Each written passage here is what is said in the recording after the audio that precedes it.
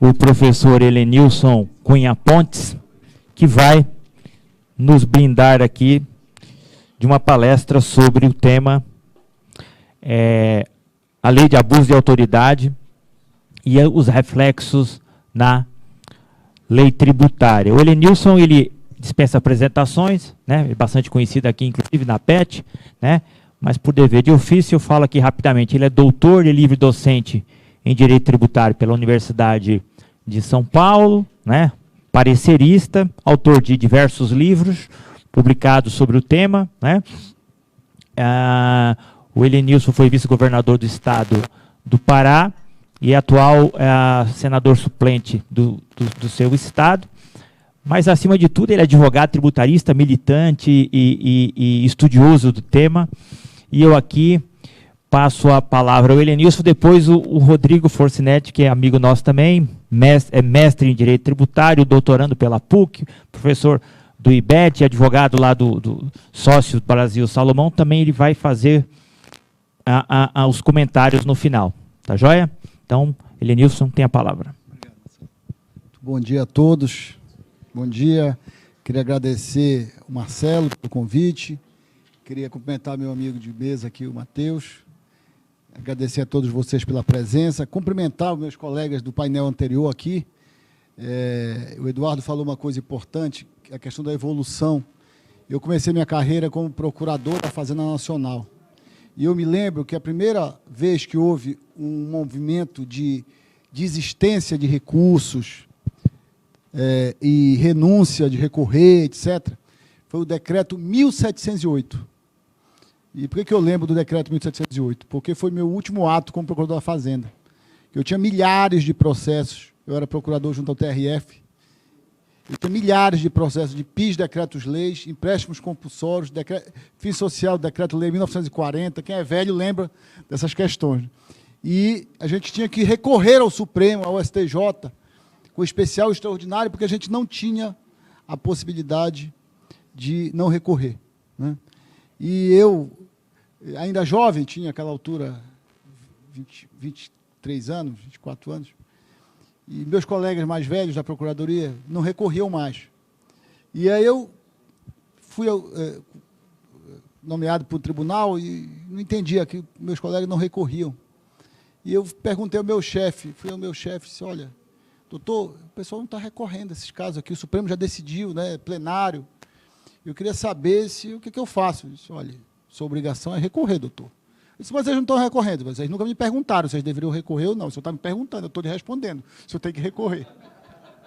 Então, ser servidor público é mais ou menos isso, né?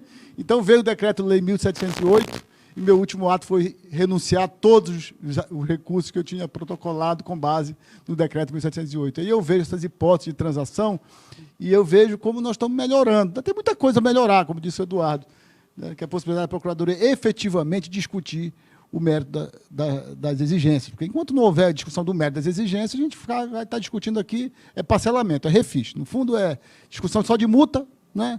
Aqui não discute nem honorários, cada inscrição na dívida ativa gera 20% de honorários. E a medida provisória não diz nada sobre isso, quer dizer, então como é que fica isso, né? Mas, enfim, é apenas uma nota, um comentário sobre a palestra anterior, que eu achei muito interessante, porque nós estamos melhorando, mas nós estamos muito longe ainda de ter uma relação saudável com o fisco brasileiro. E aí eu inicio a minha fala, né? A minha fala é sobre a Lei do Abuso de Autoridade, e eu acho que esse é um tema muito importante para que nós possamos debater no direito tributário. Por quê? Porque dos últimos 10, 15 anos, houve um acirramento, ou um agigantamento das prerrogativas dos estados, dos fiscos, sobre os contribuintes. E esse não é um movimento, não é um fenômeno apenas nacional. É preciso compreender esse como um fenômeno global. A partir da crise de 2009, 2010, houve uma grande articulação internacional dos países, notadamente das 20 maiores economias, do grupo do G20, no sentido de criar padrões internacionais de regras que combatam, entre aspas, a fraude fiscal e o deslocamento de lucros para países com tributação favorecida.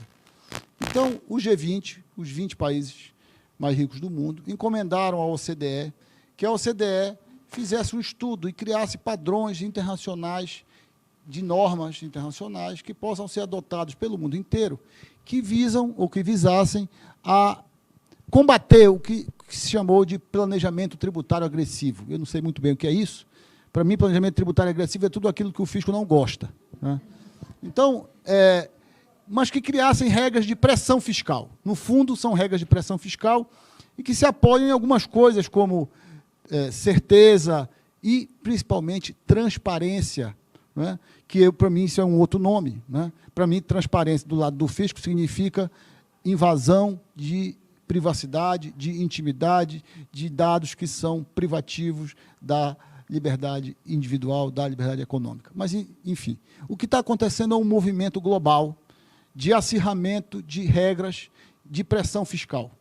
E esse movimento global, ele perpassa todos os países, seja naqueles que têm uma inserção internacional maior, seja o que tem uma inserção menor, seja do plano internacional, seja no plano interno, né? Eu não vou citar aqui a quantidade de regras, de garantias e privilégios do crédito tributário que aconteceu no Brasil nos últimos 10 anos, 15 anos, né? Essa questão da certidão negativa, que era uma exceção, virou a regra, né? Protesto, né?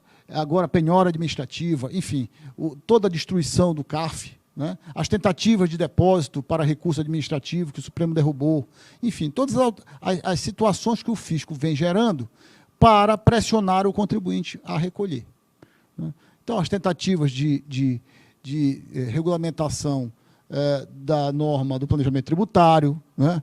De prévia notificação, que a medida provisória que foi caducou porque o Congresso não aprovou, né?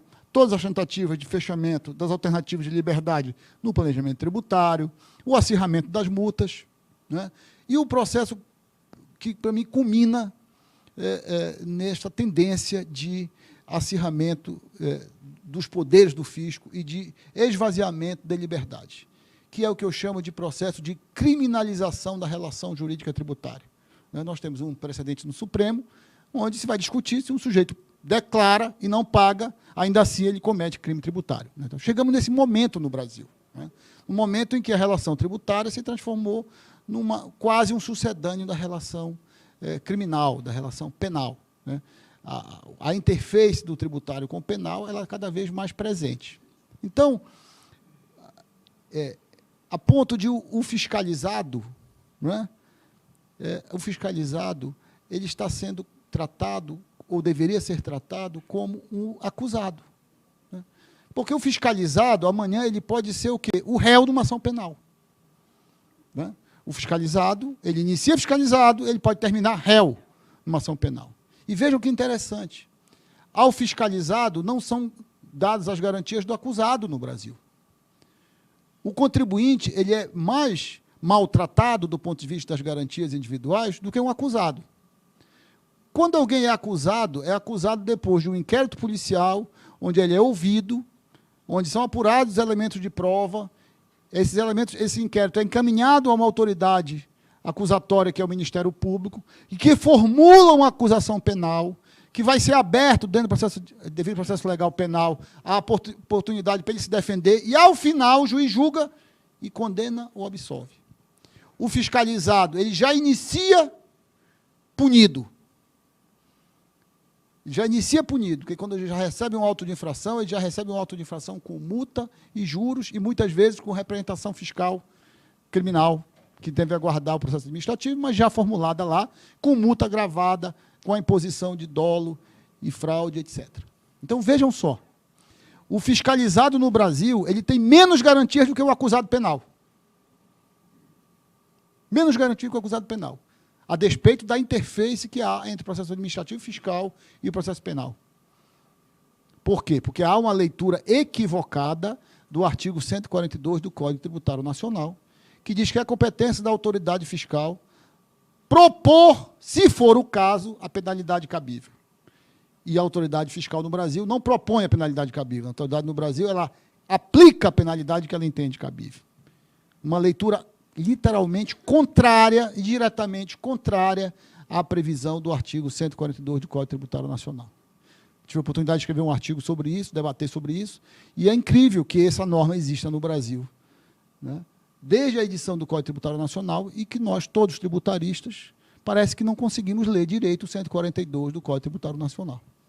O fato é que há no Brasil um processo de acirramento dos poderes do governo, dos estados, dos fiscos, e de esvaziamento das garantias individuais, o que, a meu juízo, é preocupante. É preocupante porque todas as iniciativas do fisco são no sentido de arrecadar. Aqui, acabamos de discutir uma alternativa, que é a transação, que nada mais é do que uma possibilidade de arrecadar mais rápido. Antes teve o protesto, antes já se falou de arbitragem. Arbitragem para quê? Arbitragem para resolver o problema do fisco, que é para arrecadar e para abreviar a arrecadação, mas não se discute, né, as alternativas de liberdade do contribuinte. Por exemplo, o que fazer com os créditos acumulados dos contribuintes? Por que não se prevê uma lei para permitir a compensação integral dos créditos dos contribuintes, seja de PIS, COFINS, seja de outros tributos, créditos da exportação, enfim? Não. Todas as iniciativas legislativas partem na direção do reforço da atividade arrecadatória. Então, este processo, que eu chamo de esvaziamento das garantias, que é crescente, porque as leis cada vez mais não são feitas pela sociedade, mas são feitas pelo poder. As leis tributárias cada vez mais não são feitas por quem nos representa, que é o Congresso Nacional, mas são feitas pelo poder, pela burocracia, cuja função é arrecadar e satisfazer o interesse do Estado, enquanto interesse público secundário, que é o Estado enquanto administração, enquanto governo, e não o Estado enquanto interesse da sociedade.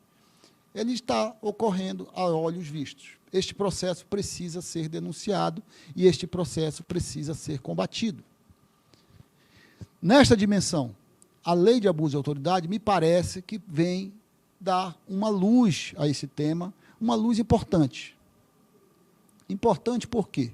Porque, não raro, acontecem, sim, na esfera tributária, né, casos de abuso de autoridade. Né?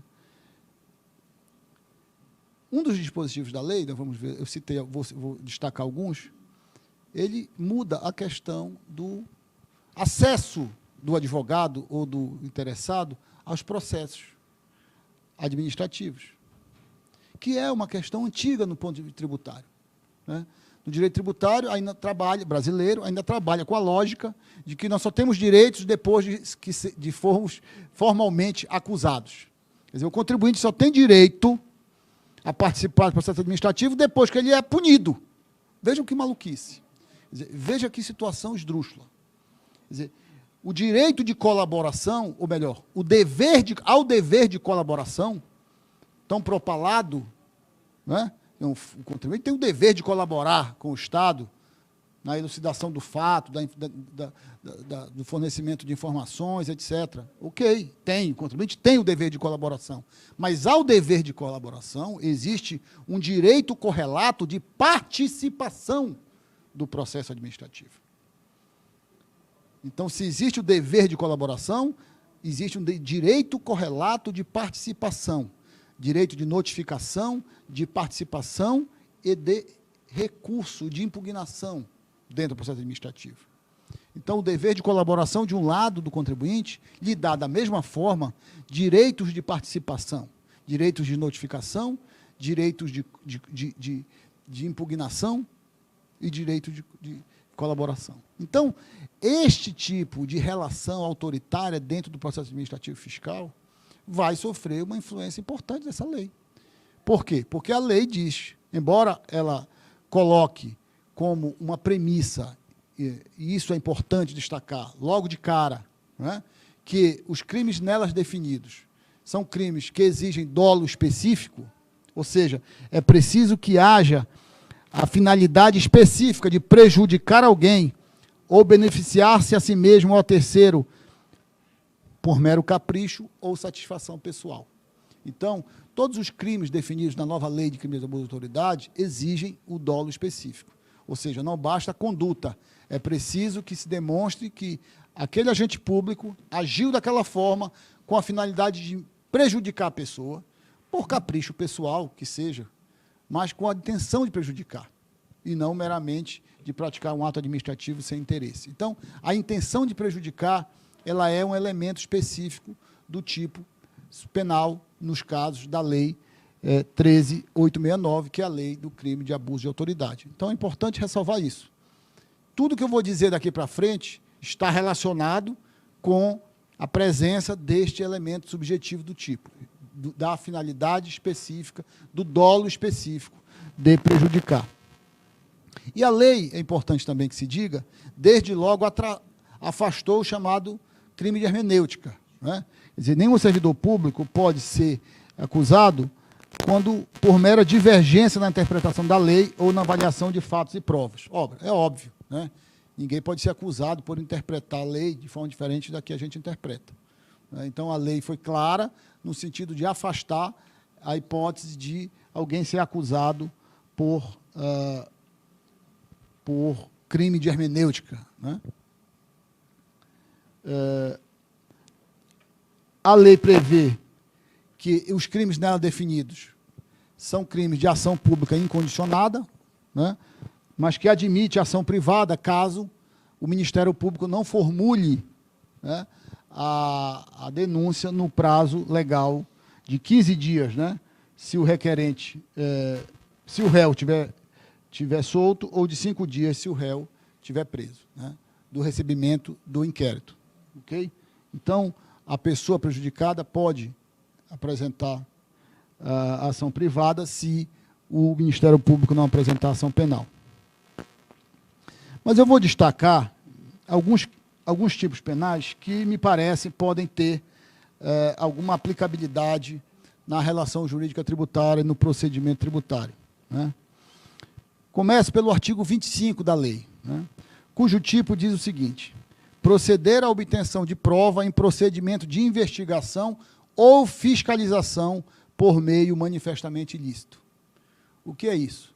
É a chamada obtenção da prova ilícita, né? Qualquer utilização de meio ilícito que gere dentro de um procedimento de fiscalização tributária, que tenha, volto a dizer, o objetivo de prejudicar alguém, o dolo específico, portanto, configurará crime de abuso de autoridade. Há casos, a gente sabe, em que nem sempre o fisco obedece os meios regulares de obtenção de prova, né? Há casos, inclusive no CAF, precedentes, onde as provas foram obtidas de forma ilícita, e o CAF, muitas vezes, até derruba os autos de infração, porque entende que ali é prova ilícita. Agora, nós temos uma possibilidade dessa ação administrativa ser configurada crime por abuso de autoridade, desde que o contribuinte consiga demonstrar que havia ali a intenção do agente fiscal de realmente prejudicar o contribuinte. Então, aqui me parece que há uma hipótese de aplicabilidade no direito tributário e na relação jurídica tributária. O artigo 27, requisitar instauração ou instaurar procedimento investigatório de infração penal ou administrativa em desfavor de alguém, à falta de qualquer indício da prática de crime, de ilícito funcional ou de infração administrativa. Aqui fica a dúvida. Uma infração tributária é uma infração administrativa? Para efeito desse tipo penal? Então, esse é um debate que vai acontecer. Pode ser, pode não ser. Imagina, por exemplo, as obrigações acessórias. Uma obrigação acessória, né? A teoria do fisco para justificar a obrigação acessória, por meros decretos, instruções, portarias, etc., sempre foi de que são meros deveres acessórios de natureza administrativa, né? A lei fala em infração administrativa. Essa infração administrativa é a infração administrativa meramente funcional ou ela pode ser a infração administrativa de natureza fiscal ou de natureza tributária? Preenchimento de uma guia, o cumprimento de um requisito aduaneiro, por exemplo, enfim. Isso são infrações administrativas? Porque, se forem, né, nós vamos estar dentro do alcance desse tipo penal definido no artigo 27 da Lei de Abuso de Autoridade. O que a lei diz é que não há crime quando se tratar de sindicância ou investigação preliminar sumária, devidamente justificada. O que esse artigo 27 vem exigir, né? Ele vem exigir que haja motivação, né? Que haja motivação para a investigação ou o processo de apuração de uma infração. Nós sabemos que no Brasil esse é um tema muito aberto, né? Hoje vigora no Brasil o princípio da discricionariedade, praticamente, no que tange à eleição de fatos e objetos, situações a serem investigados. Então, a lei ela vai abrir um campo de debate interessante, né? Nós temos aí um precedente recente do ministro Alexandre de Moraes, no caso do inquérito das fake news, né? Onde ele afastou, inclusive, auditores fiscais, onde ele tomou uma decisão, ele deixou claro que o princípio da impessoalidade é um norte importante para a Receita Federal na definição do objeto que vai ser fiscalizado, né? O ministro Alexandre de Moraes disse claramente que a Receita Federal não é livre para escolher quem ela deseja fiscalizar, é preciso que, previamente, ela estabeleça critérios definidores do alcance do objeto, daquilo que vai ser objeto de fiscalização, sob pena de deixar à discrição da autoridade a escolha de quem é que ela quer fiscalizar, né? Agora, a lei vem e diz, olha, é preciso que haja uma justificação da presença de indícios, né, a confirmar o princípio da motivação e da impessoalidade na atividade administrativa. E este mesmo princípio ele vai ser reproduzido no artigo 30, que é outro tipo penal, que estabelece que dar início ou proceder à persecução penal, civil ou administrativa, sem justa causa fundamentada, ou contra quem sabe inocente. Ou seja, dar início ou proceder à persecução administrativa sem causa fundamentada. De novo, a necessidade de que exista uma causa fundamentada para que se inicie um procedimento de fiscalização, para que se inicie um procedimento de persecução, seja na esfera penal, civil ou administrativa. Eu não tenho dúvida de que o procedimento de lançamento é um procedimento administrativo, a própria lei diz isso, o Código Tributário é expresso, ou seja, nós estamos diante de uma atividade administrativa, o artigo 142 do Código Tributário, portanto, nós estamos diante do alcance desta norma penal, claro, sempre observada a necessidade do dolo específico do agente, isto é, ele iniciou esse procedimento de fiscalização para me prejudicar, por capricho pessoal, por qualquer interesse pessoal, mas iniciou para prejudicar. O elemento específico do tipo é preciso que seja demonstrado, mas a necessidade de justificativa é expressa na lei agora, e agora na lei penal. Artigo 31, outro tipo penal importante.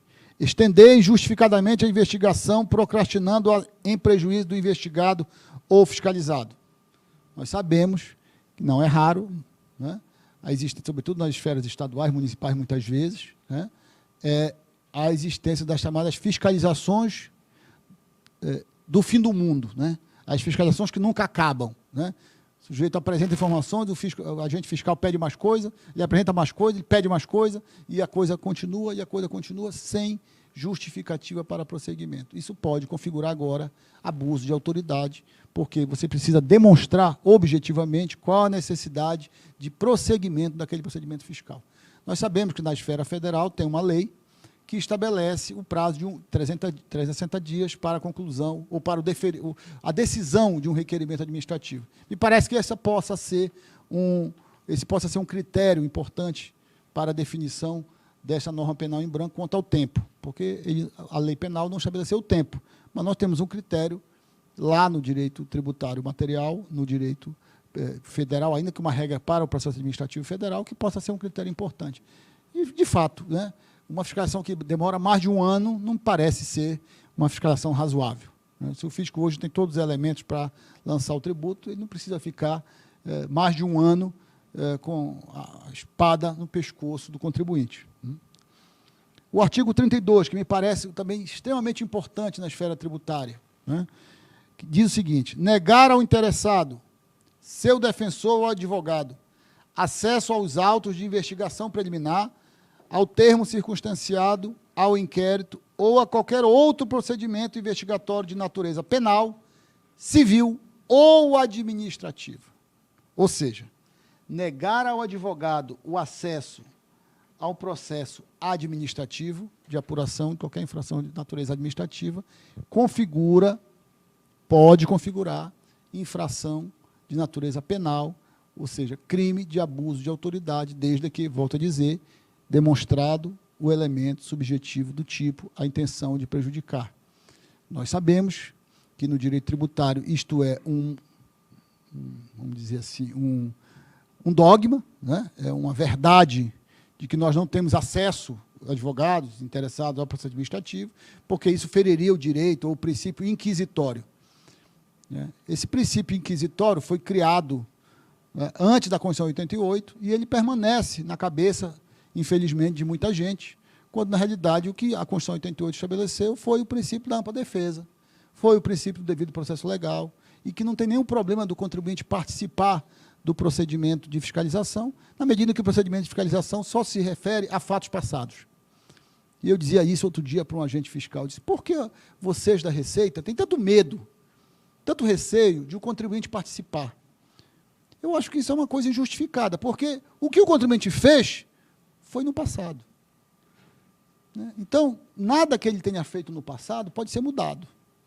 E se ele cometeu alguma coisa errada, isso vai ser descoberto. E se há algo a ser apontado, isso vai ser descoberto. Você não pode fiscalizar o futuro, você só pode fiscalizar o passado. Então, qual o problema de o contribuinte saber qual é? Primeiro, o que você vai fiscalizar, objetivamente? Segundo, de participar do procedimento de fiscalização, de saber o que você está fazendo, de conhecer os requerimentos que você faz a terceiros, a cartórios, a Detrans, a terceiros interessados, que possam ter informações sobre o fato gerador, dentro de um procedimento de fiscalização.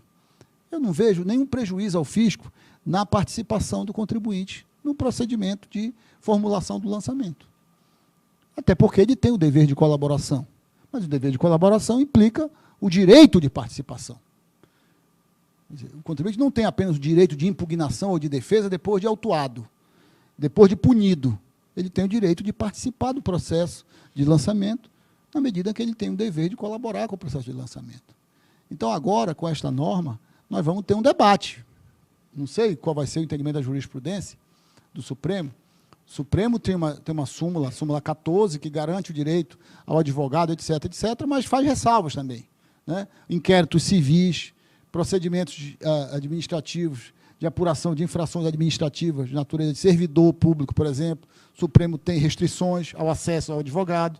Agora, com esta regra, eu não sei qual vai ser o entendimento do Supremo, mas me parece que esta regra ela vai abrir um novo horizonte, pelo menos de debate, quanto ao direito de participação do contribuinte, ou do fiscalizado, ou do acusado, nesse caso, dentro do processo administrativo de lançamento.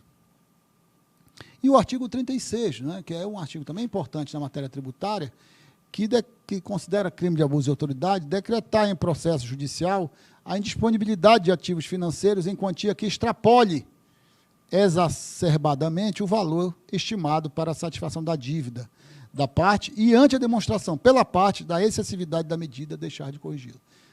Não são raros os casos de bloqueio de ativos financeiros de pessoas que não são responsáveis pelo crédito tributário, em valores absurdos, fora da razoabilidade do que é o crédito tributário, e agora isso se tornou tão grave que o legislador contemplou isso como um tipo penal criminal. Então, vejam que essa meia dúzia de artigos que eu destaquei pode abrir um campo grande de debate no direito tributário em questões cruciais na nossa relação com o fisco brasileiro. A questão, por exemplo, da natureza do processo administrativo, que sempre foi entendida como processo inquisitório. Será que é compatível com a Constituição atual? E será que é compatível com as novas regras da legislação infraconstitucional ainda conceber o processo administrativo como processo inquisitório? Como regra geral? Eu não digo que o processo administrativo não possa ter elementos de segredo, quando esses elementos de segredo forem extremamente indispensáveis à apuração do fato ilícito. Mas isto não pode ser a regra. É preciso que a autoridade, caso a caso, defina, não, este é um caso que nós vamos estabelecer um critério de segredo e, para este caso, nós não vamos dar acesso ao contribuinte, ao advogado do contribuinte, nem ao contribuinte, porque nós estamos fazendo apurações de fatos aqui que são importantes e que podem representar indícios de crime, de faltas graves, enfim, mas não como uma questão geral. É preciso que a relação com o fisco brasileiro ela se abra, né? Ela se torne mais democrática até, para que haja esse dever de colaboração mais saudável. Porque é exigido do contribuinte o dever de colaboração, ou seja, você recebe intimações, tem que apresentar documento, apresentar livros, apresentar explicações, etc.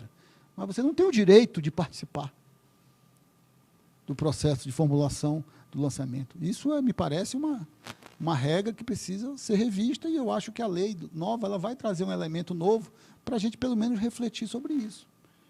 É preciso olhar para o que acontece em outros ordenamentos.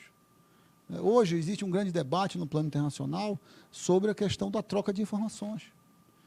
O Brasil assinou um tratado multilateral, que hoje o Brasil troca informações automaticamente com mais de 100 países. E nós não sabemos sequer as informações que estão sendo trocadas. Nós não sabemos sequer o que o fisco brasileiro está informando para os fiscos de 100 países sobre nosso CPF, sobre as nossas atividades. Não sabemos sequer se estamos sendo olhados, fiscalizados por um outro país. Porque o fisco brasileiro troca informações e nós, brasileiros, não somos sequer informados.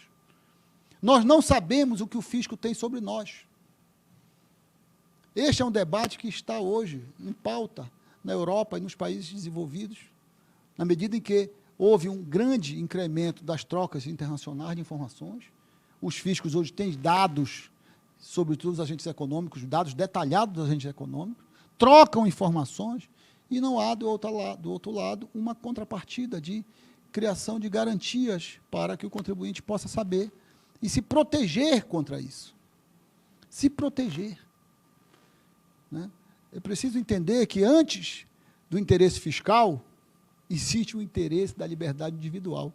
Que o dia que o interesse fiscal vier antes da liberdade individual, acabou o Estado de Direito. Porque somos nós que abrimos mão da nossa liberdade para formar o Estado de Direito. Fomos nós que decidimos, como sociedade, estabelecer um Estado de Direito. O Estado de Direito não é algo que está fora do espaço da nossa liberdade. Não, ele é o resultado da nossa liberdade. O Estado de Direito não existe para oprimir a gente. Então, o que está havindo no mundo e no Brasil também é um processo de agigantamento dos poderes fiscais. E nós precisamos reagir. Nós precisamos voltar a falar da Constituição. Me interessa muito o que o Supremo vai dizer nesse julgamento que vai continuar hoje, sobre o compartilhamento de dados. Isso não é uma questão simples, isso não é mais um debate doutrinário, isso é uma coisa extremamente séria. Extremamente séria. Ficou claro no início do julgamento que não há mecanismos de garantia da confidencialidade dos dados. Está claro isso no Brasil. Os jornais publicam extratos de contas bancárias de pessoas acusadas, de pessoas fiscalizadas. Não basta a pessoa ter acesso, as instituições terem acesso. É preciso, e esse é um debate no mundo, que esse acesso seja acompanhado de garantias de confidencialidade e garantias sérias. Garantias sérias. Aqui, autoridades do Brasil não têm problema de dizer que usam a imprensa para formar opinião pública contra acusados. Vejam. Então, este é um espaço que nós estamos trabalhando. Então, é neste espaço que nós temos que trabalhar as liberdades. Se deve-se garantir acesso de dados de privacidade à instituição A ou B, tudo bem. Mas que as instituições A e B demonstrem que, primeiro, têm necessidade desses dados. Segundo, que guardam adequadamente estes dados. E terceiro, que preservem estes dados do acesso de terceiros. Então, essa discussão, ela não é meramente doutrinária, muito longe disso, e muito menos casuística. Ela é uma discussão de fundo. A privacidade é a nova liberdade. Às vezes eu ouço alguém dizer assim, gente dizer assim, não, mas eu não tenho problema, podem saber tudo de mim. Isso é mais ou menos como dizer de que não, eu não tenho problema de ser livre ou não ser livre, eu abro mão de ser livre. Ninguém pode abrir mão de ser livre. Porque o valor da liberdade ele é um valor inestimável. E o valor da privacidade também é inestimável. Só sabe o valor da privacidade quem um dia foi violado. Quem um dia foi violado sabe o valor da privacidade. Enquanto não for violado, não, eu não me incomodo, minha vida é pública, é aberta, até o dia que você for violado na sua privacidade mais íntima. E aí, nesse dia, você vai entender o valor da privacidade.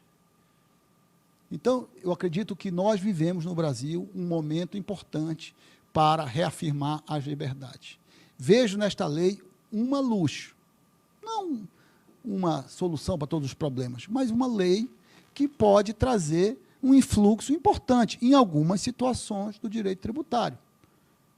A gente sabe, situações de abuso, muitas vezes, contra determinados contribuintes. E esta lei vem dar uma luz para aquele que se sentiu lesado possa procurar os seus direitos. Eu acho isso salutar.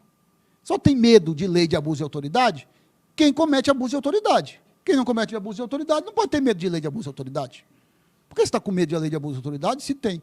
Se tem lei de crime da ordem tributária. Por que existe uma lei de crime de ordem tributária? O contribuinte bom não tem problema com a lei de crime contra a ordem tributária. Ele não cometer crime contra a ordem tributária, não tem problema do crime da lei. Mas existe a lei de crime contra a ordem tributária, não existe? Então ninguém pode ter medo da lei. A lei existe. Só pode ter medo quem vai cometer crime contra a ordem tributária. Então eu vejo esta lei como um avanço para as pessoas que não conseguem entender que o servidor público, que o serviço público é apenas um instrumento para servir a sociedade. Eu acho que essa lei pode abrir um debate importante em alguns temas de direito tributário.